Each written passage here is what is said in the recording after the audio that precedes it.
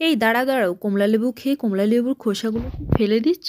তাহলে ঝটপট একটা পাত্র নিয়ে নাও, আর তার মধ্যে নিয়ে নাও একটু জল, আর কমলা লেবুর খোসাগুলোকে অত্যন্ত 10 মিনিট মতন ভালো করে বয়েল করে নাও। তারপর যেই জলটা অবশিষ্ট থাকবে সেটাকে ছেঁকে নাও একটা বাটির মধ্যে।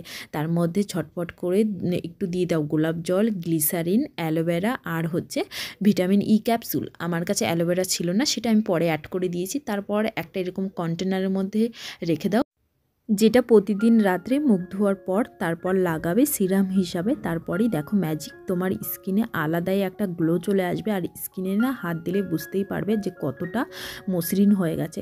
আর এখন সকালে ব্রেকফাস্টে কি বানাবো সেটাও তোমাদের সঙ্গে শেয়ার করব। তার আগে এই ঠান্ডার সময় একটু আদা দিয়ে চা বসিয়ে দিই। সোনাইকে দুধ গরম করে দিয়েছি, আর যেটুকু অবশিষ্ট দুধ ছিল সেটুক দিয়েই চা বানিয়ে নিচ্ছি। আর এই যে ধোসার ব্যাটারটা বানানো ছিল সেটা দিয়ে এখন ঝটপট করে ধোসা বানিয়ে নেব।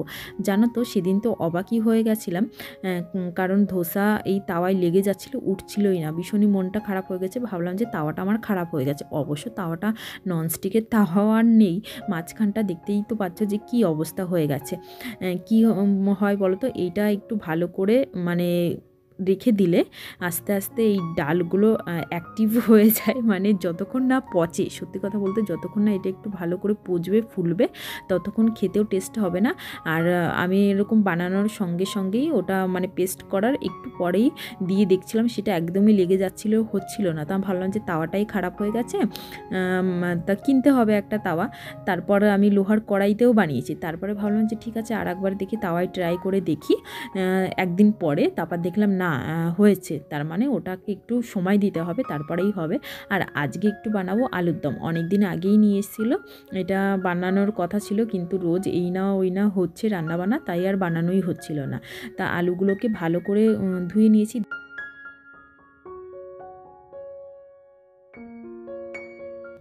বাসন মাজার যেই জালিগুলো থাকে সেগুলো দিয়ে ভালো করে খোসাগুলো ছাড়িয়ে নিলাম। যেহেতু নতুন আলু তাই ঝটপট করেই কিন্তু হয়ে গেছে। তারপর একটু অবশিষ্ট যেগুলো ছিল সেগুলো ছুরি দিয়েও আবার একটু ক্লিন করে নিলাম।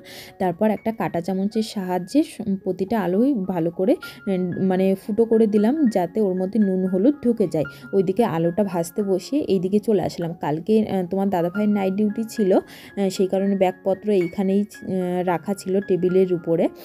সকাল থেকে আর সময় পাইনি, ওইদিকে রান্নাঘরে ঘর ঝাড় দেওয়া এইসব কাজেই ব্যস্ত ছিলাম। তো ওই ব্যাগটার মধ্যে করে লেপ কাঁথাই নিয়ে যায়, লেপ তারপর বালিশ, তা সেটা এনে এইখানেই রেখে দিয়েছে। আর ঝটপট করে এই ঘরটাও ক্লিন করে নিচ্ছি।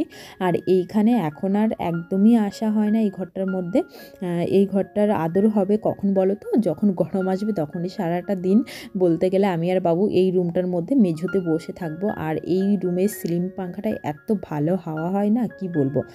তার টেবিলটাও এই যে অনেক দিন মুছি না, যেহেতু ওই যে বললাম এই রুমটার মধ্যে আর কোনো কাজকর্ম নেই, সেই কারণে এইখানে আসাও হয় না। তারপর ঝটপট করে টেবিলটাও আজকে একটু কলিং দিয়ে ক্লিন করে নিচ্ছি। আর আমার সবথেকে প্রিয় যেই জিনিসটা সেটাকেও একটু মুছে নিচ্ছিলাম।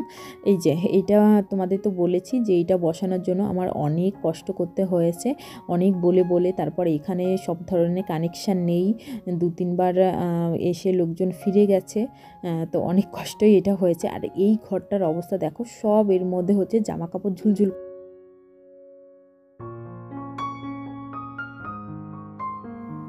এই জামা কাপড়গুলো হচ্ছে কালকে ধুয়েছিলাম, কালকে রোদে ছিল, সেগুলো ভালো করে শুকায়নি, তা সেগুলোই এই ঘরে মেলে দিয়েছিলাম। তারপরে যেহেতু কালকে রাতে তোমাদের দাদাভাই নাইট ডিউটি ছিল, তা নাইট ডিউটি থাকলে আমি একটু নিলিবিলি থাকতে পারি, আর তখন ওই সমস্ত কাজগুলো করে রাখি। এই যে যেরকম আলুর দমটা রান্না করব বলে সকালে, এর কিন্তু মশলা আমি সমস্ত কিছু পিষেই রেখেছিলাম, ভাগ্য ভালো পিষে রেখেছিলাম। সকাল থেকে দেখলাম যে বৃষ্টি রয়েছে আর কিন্তু লাইট নেই, সেই কারণে কিন্তু মিক্সিও চালাতে পারতাম না। তা কপাল ভালো যে রাত্রে সমস্ত কিছু পেস্ট করে রেখেছিলাম।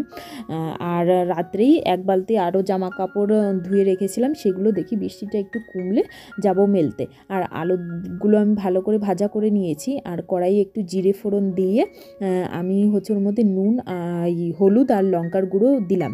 কেন বলো তো, এটা তোমরা একটু দিয়ে দেখবে, যে কোনো মশলার জিনিস রান্না করতে গেলে দুর্দান্ত কালার আসে, আর হচ্ছে এত সুন্দর একটা গন্ধ বের হয় না। তারপর পেঁয়াজ পেস্ট ছিল সেটা দিলাম, সেটা ভালো করে কষিয়ে দিলাম হচ্ছে আদা রসুন আর হচ্ছে ধনে জিরের পেস্টটা, সেটা ভালো করে কষানো হয়ে গেছে, সেটা ঢেকে দিলাম।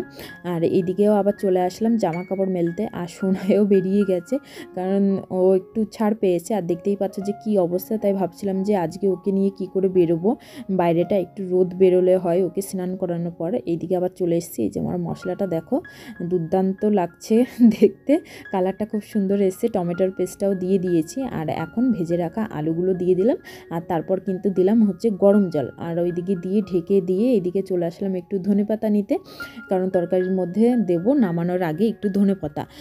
দুটো জিনিস এখানে মিস হয়ে গেছে, কি বলো তো, যদি গোটা গরম মশলা ফোড়ন দিতাম, গোটা গরম মশলা অবশ্য নেই আমার কাছে, তাই দিইনি, থাকলে অবশ্যই দিতাম। আর হচ্ছে নামানোর আগে যদি ওই পিষে গরম মশলা দেওয়া যায়, সেটার টেস্ট কিন্তু সব কিছুতেই মানে একটা আলাদাই মাত্রা নিয়ে আসে।